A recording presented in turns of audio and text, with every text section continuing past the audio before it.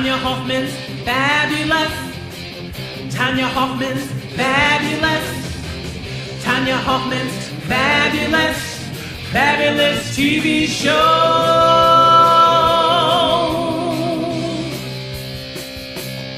Tonya.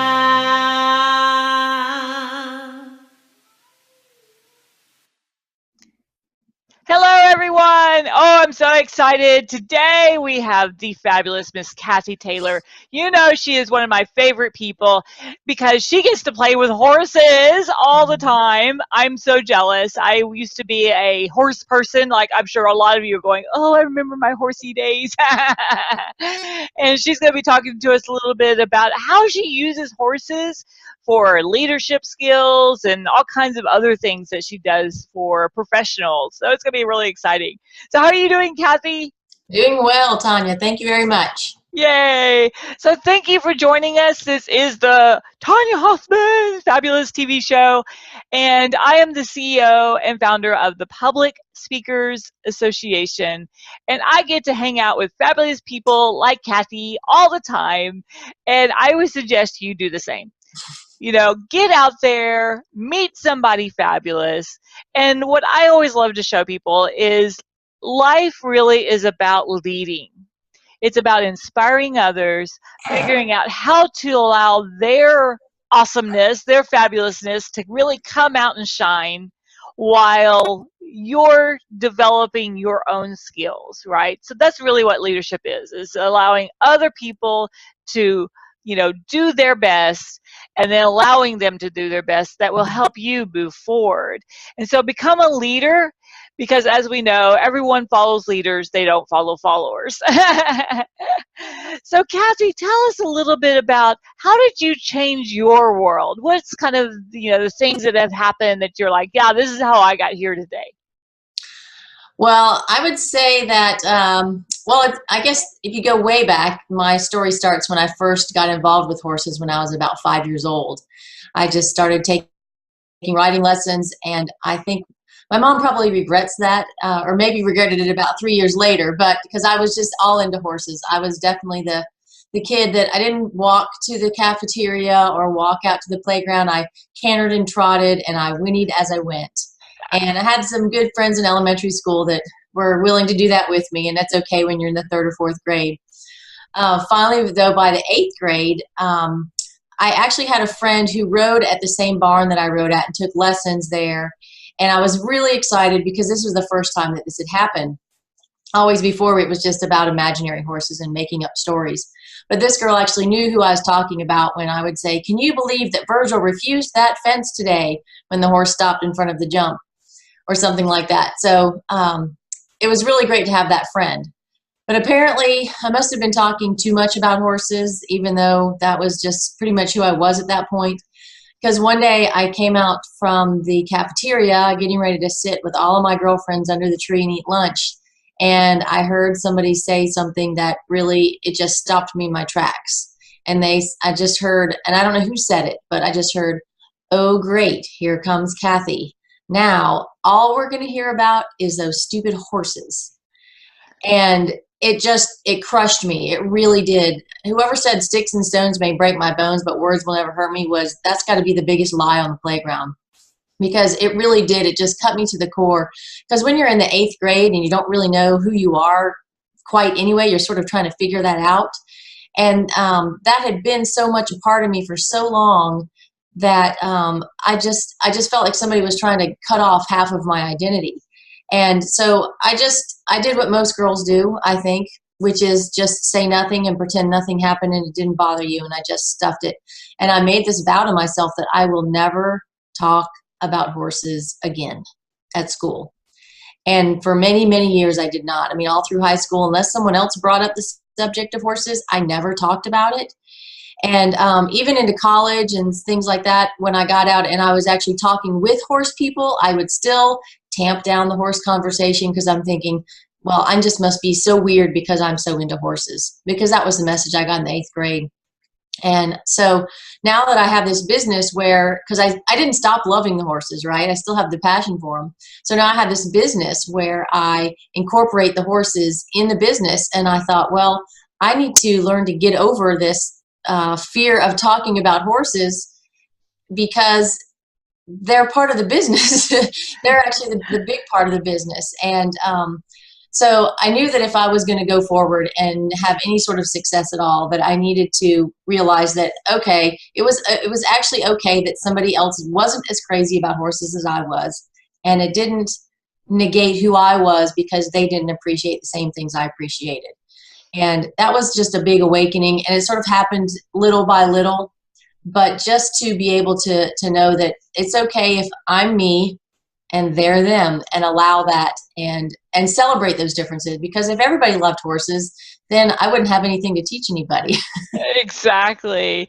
And I think that's the hardest thing, for children, especially at that age group, that middle school age group. They're already still looking for their own personality. And then when someone, negates the personality they do have, they're like, well, what else do I have? Who else am I? And I see it in a lot of adults, they're passionate about what they do, and they are just like so laser focused, which I love. I love talking to people about their expertise, but it is hard when that's the only thing that they want to talk about. Mm-hmm. So, it's also those skills that people have to learn, how to carry on an actual conversation. Right. So tell me, how do you go out and change, people's lives now? How do you change the world? What is some tips and techniques that you've developed that you'd like to share with us today? And everyone, make sure you stay around to the end, because she's got a great offer. So don't leave.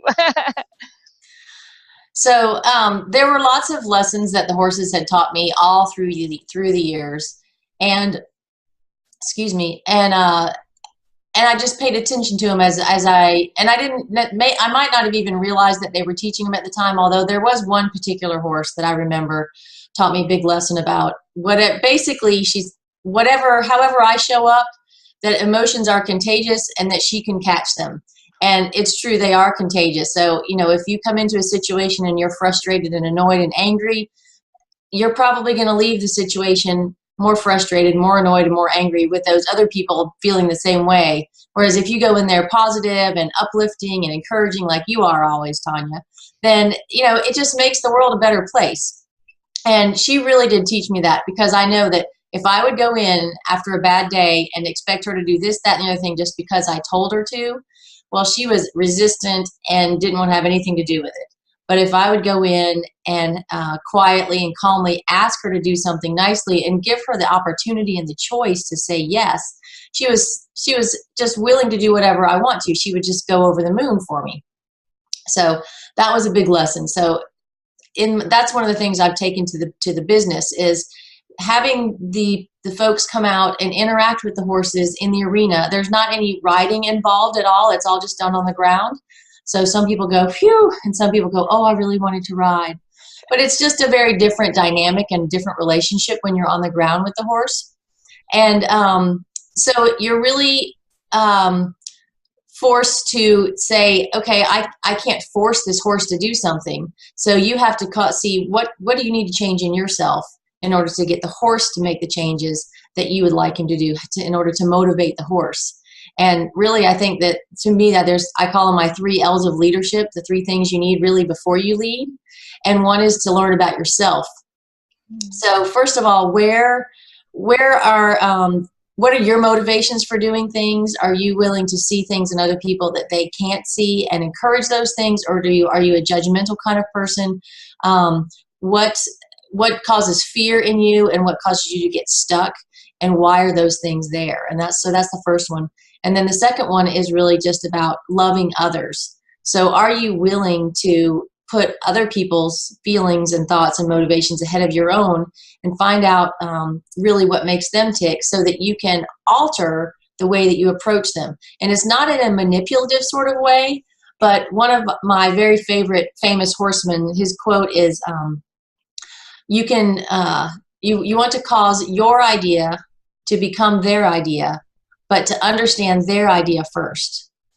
And I can't tell you how many horse people have heard the first part, but they leave off the part about understanding their idea first, because you really do need to, after you've understood yourself, understand the other people and be willing to accept that.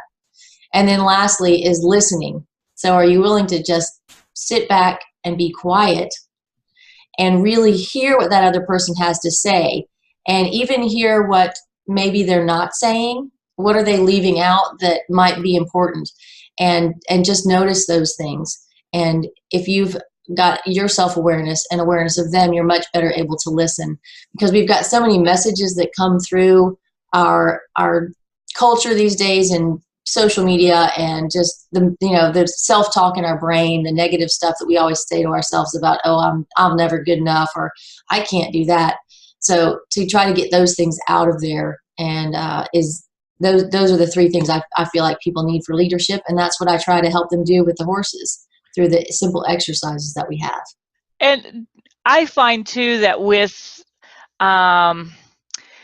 sales is one of those things that people really seem to have a hard time with when they own their own business. If it's, selling lipstick or insurance or real estate, whatever, they don't stop and listen and put themselves in that person's perspective. They all want to think that everyone's like them. And that they have to, act and quack like their duck, right? No matter what the other person looks like. And it's so frustrating to me. I was meeting with a lady the other day. She has great products. And I was like, I would love to have more information. Can you send me this? And she's like, sure, but I think you need this and this and this, and I need to send you a video, and I can send you this video, and I can send you, and I can do, and I'm like, I just wanted this one thing to make a decision. Right. And now you're overwhelming me with all this other stuff, and now I don't want to buy. Because, it's just too much. And also that feeling of, well, you don't even care what I think, and that's also the thing. Now, for her, I know it's like she's so excited that she wants to give you everything because she wants to make sure she doesn't lose the sale. Right. But in doing that, she loses the sale. Yes. Yes, exactly. I know what you mean. We talk a lot actually in the arena about knowing when to quit, because the horses can learn so much faster than we can, but we think, oh, well, okay, so they understood it, and now they learned it a little bit better. Okay, now they got it. Oh, let's do it again. Let's do it again. Let's do it again. And by then the horse is going, didn't we do this already? So then they think that they got the answer wrong, and they try something else. And so you've just sort of bypassed the right answer and gotten to the wrong answer, which is kind of like what you were saying that the woman you were talking with did. You were at the point where you were ready to make that decision, and she just gave you more information. And so coming to that awareness in the arena it's different than just listening to a presentation or a speech or something like that, because you really are experiencing it. Your whole mind and your whole body and your whole spirit is out there experiencing it. And kind of like riding a bike, you can't learn how to ride a bike no matter how many lectures you read or how many books you read. You have to actually go out there and do it. It's the same thing with the horses. So when you're out there, that lesson, just like you never forget how to ride your bike, that lesson is something that you'll never forget. And there have been things that I've gone back to. Well, even that horse I told you about that taught me that the emotions were contagious. I mean, that's something that I learned when I was about 14 or 15 years old. How many 14 or 15-year-olds could really benefit by learning that lesson? That's a lesson that lasts with you and is valuable for your whole life, for sure. And I know for myself, as I said, I was, a little horse nuts. Everything in my room was horses and everything. And I had the opportunity because my father found out, that I liked horses. So he's like, I've got a friend with some horses. Let me take you out. We wanted to go out and see them anyways. And you can ride the horse. And I was so excited, because I loved horses, but I had never even touched a horse, and I had built up this whole scenario about how this horse was going to love me and how it was just we were bond. And I got on, they put me up on that horse, and I was little, probably 10 or so. And that horse decided it wanted to go off to get something to eat, and it just started headed to the barn. And I'm like, wait a moment, no, go this way. It wouldn't do anything I asked it to, told it to, right? And I was so frustrated. I was like, why isn't it doing what I want it to do? As if it was a bicycle, right? Where I could steer it. I'm pulling the reins this way. Why is he still going straight? Right, right. It was a huge lesson. And that's another great thing you bring up about the horses is they give you feedback right there in the moment that is completely honest, whether you want it to be completely honest or not.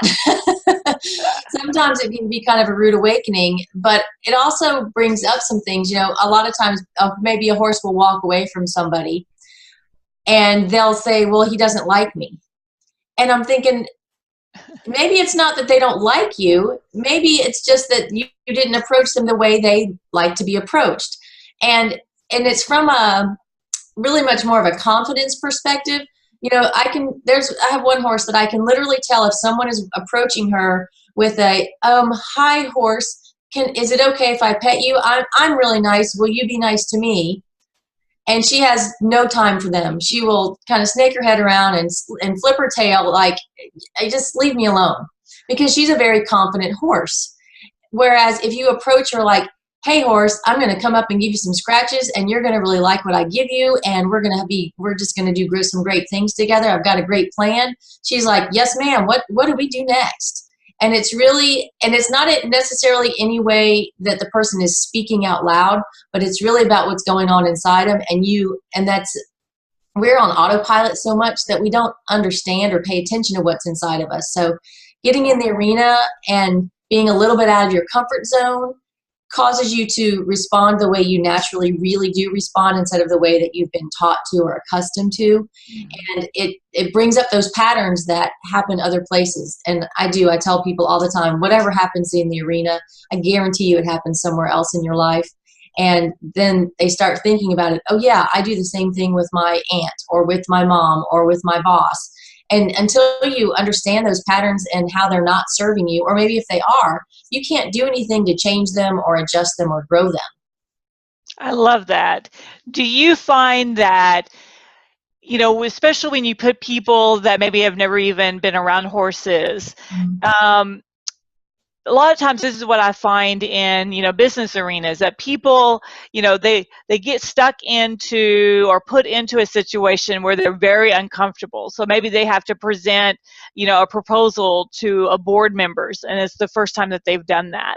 Or, you know, speaking on stage, you know, in front of a group or something. And people suddenly, they almost lose their personality. Do you find that happens with horses too? Like they become somebody else because they're trying to project something different to horses? Because I think that's what my problem was when I met the horse, you know, initially, is I tried to be this cowgirl instead of just being who I was. Sometimes I think they can do that, but the horses pretty quickly bring up that inauthenticity. I mean, it came up for you because the horse said, I'm not going to listen to you. And really at their base, they are a prey animal. So their first concern is safety, and I need to be able to protect myself. And so if you come in and say, hey, I'm the leader, but they don't believe that you can really take care of them, then they're going to fill in and they're going to say, sorry, I think I'll take over and I'm going to lead because I need to take care of myself and you can just take care of yourself. And so sometimes people will come out there, but it's pretty quickly obvious that that they're making an excuse or that something didn't happen quite the way that they had anticipated.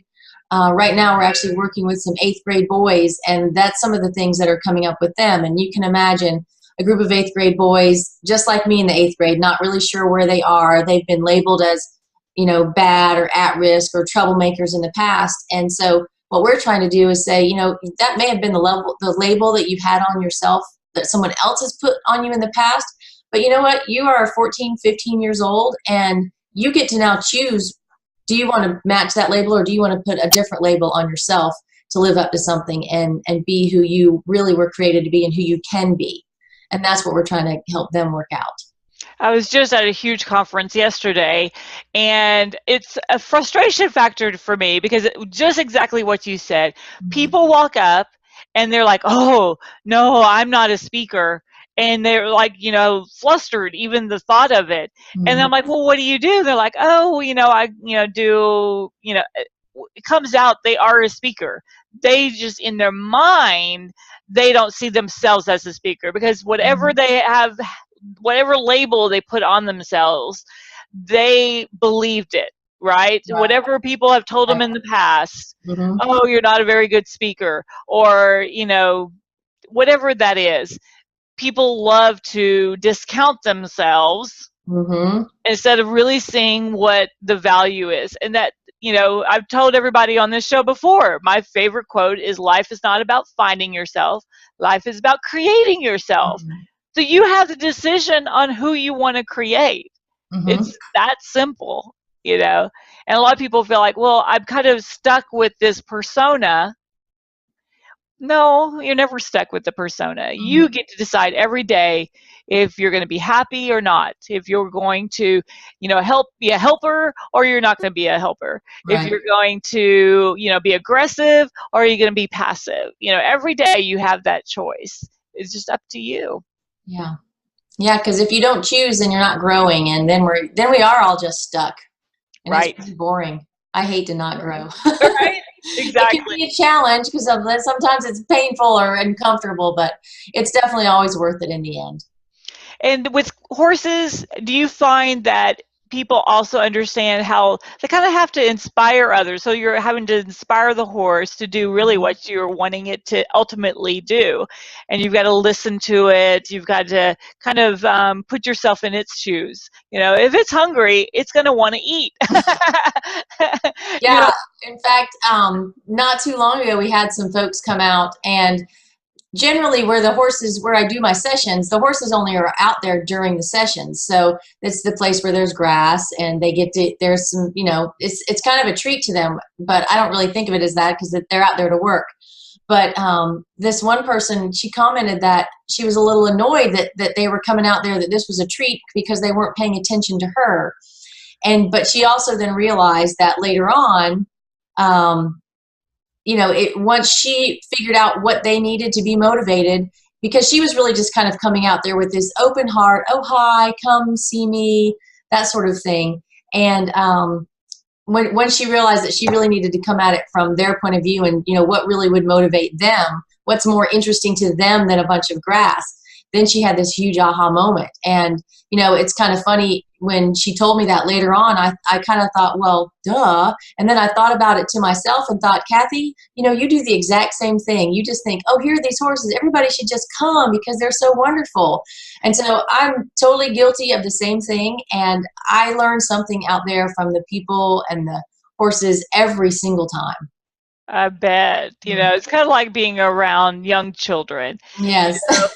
They see something, you're like, how could that be that interesting? They look at a little tiny rock and they're just like fascinated with it. And you're like, wow, I am missing out on so much. Why don't I feel like that when I see a little tiny rock? It's kind of those kind of things.